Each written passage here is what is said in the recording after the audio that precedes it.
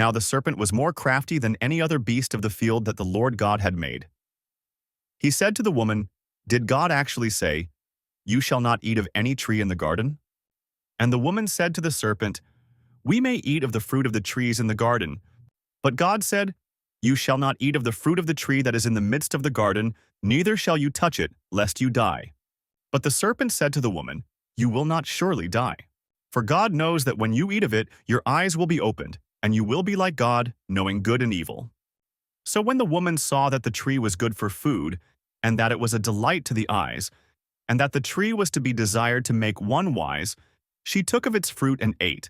And she also gave some to her husband who was with her, and he ate. Then the eyes of both were opened, and they knew that they were naked. And they sewed fig leaves together, and made themselves loincloths. And they heard the sound of the Lord God walking in the garden in the cool of the day, and the man and his wife hid themselves from the presence of the Lord God among the trees of the garden. But the Lord God called to the man and said to him, "Where are you?" And he said, "I heard the sound of you in the garden, and I was afraid, because I was naked, and I hid myself." He said, "Who told you that you were naked? Have you eaten of the tree of which I commanded you not to eat?" The man said, "The woman whom you gave to be with me, she gave me fruit of the tree, and I ate." Then the Lord God said to the woman, "What is this that you have done?" The woman said, "The serpent deceived me, and I ate." The Lord God said to the serpent, "Because you have done this, cursed are you above all livestock and above all beasts of the field. On your belly you shall go, and dust you shall eat all the days of your life.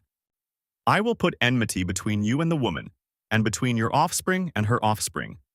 He shall bruise your head, and you shall bruise his heel." To the woman he said, "I will surely multiply your pain in childbearing. In pain you shall bring forth children. Your desire shall be contrary to your husband, but he shall rule over you." And to Adam he said, "Because you have listened to the voice of your wife, and have eaten of the tree of which I commanded you, you shall not eat of it. Cursed is the ground because of you. In pain you shall eat of it all the days of your life. Thorns and thistles it shall bring forth for you, and you shall eat the plants of the field. By the sweat of your face you shall eat bread, till you return to the ground. For out of it you were taken, for you are dust, and to dust you shall return." The man called his wife's name Eve, because she was the mother of all living. The Lord God made garments of skin for Adam and his wife, and clothed them. And the Lord God said, "The man has now become like one of us, knowing good and evil. He must not be allowed to reach out his hand and take also from the tree of life and eat, and live forever." Therefore the Lord God sent him out from the Garden of Eden to work the ground from which he was taken. He drove out the man.